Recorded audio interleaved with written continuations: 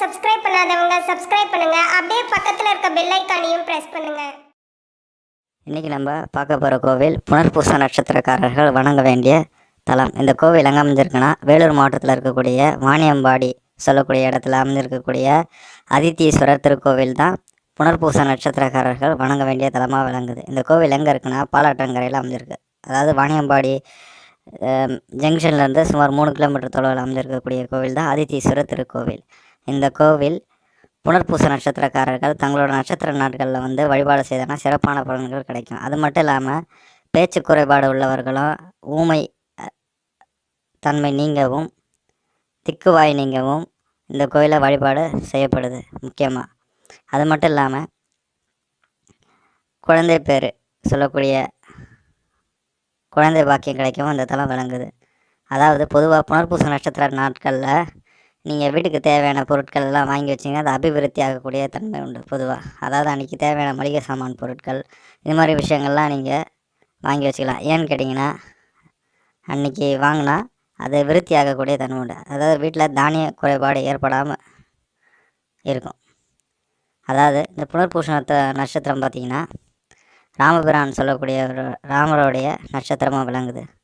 அது மட்டும் இல்லாமல் காஷ்யப்ப முனிவர் சொல்லக்கூடியவரோட மனைவி அதித்தி அவங்க புனர்பூச நட்சத்திரம் சொல்லக்கூடிய அந்த நட்சத்திர நாளில் வழிபாடு செய்து அதாவது வானுலகத்தில் இருக்கக்கூடிய தேவர்களை பெற்றார்கள் சொல்லக்கூடியது இந்த கோயிலோட வரலாறு சொல்லப்படுது.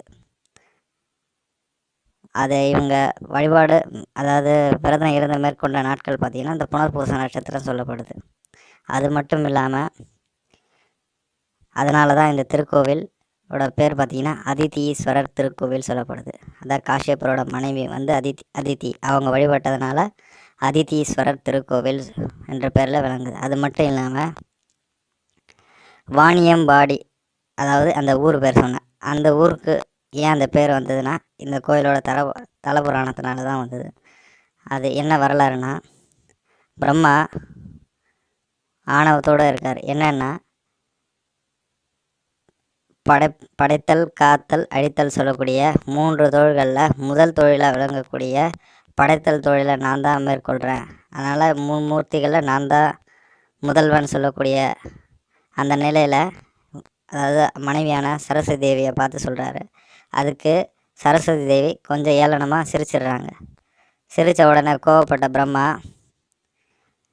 வாய் பேச்சை இழந்து பூலோகத்தில் போய் கிட அப்படின்ட்டு சாபம் அளிச்சிடுறாரு. உடனே சரஸ்வதி தேவி தன்னோட பேசக்கூடிய தன்மை இழந்து பூலோகத்தில் இருக்காங்க. அந்த எங்கே இருக்காங்கன்னா சிருங்கேரி சொல்லக்கூடிய இடத்துல இருக்காங்க.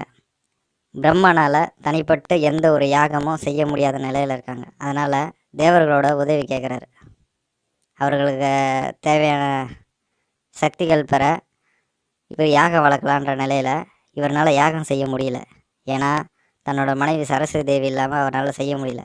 உடனே தேவர்கள் சொல்கிறாங்க சரஸ்வதி தேவி இல்லாமல் நீங்கள் செய்யக்கூடாது, அதனால் அவங்க போய் அழைச்சிட்டு செய்யுங்க அப்படின்ற போல சொல்லக்கூடிய நிலையில் பிரம்மா தேடி கீழே பூலோகத்துக்கு வராரு. சிங்கேரி சொல்லக்கூடிய இடத்துல தேடி கண்டுபிடிச்சி 2 பேரும் வரக்கூடிய வழியில் இந்த பாலாற்றங்கரையில் இருக்கக்கூடிய அதித்தீஸ்வரர் திருக்கோவிலில் போய் தரிசனம் செய்கிறாங்க. தரிசனம் செய்யக்கூடிய நிலையில் அங்கே இருக்கக்கூடிய சிவபெருமானும் அம்பாள் பெரிய நாயகி பிரகன் நாயகி சொல்லக்கூடிய பேரில் அமைஞ்சிருக்காங்க.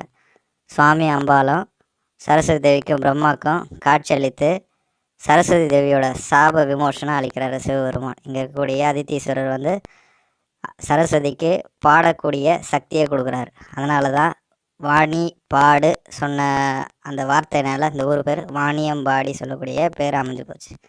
இந்த திருக்கோயிலோட வரலாறு தான் இந்த ஊரோட பேரே அமைஞ்சிருக்கு.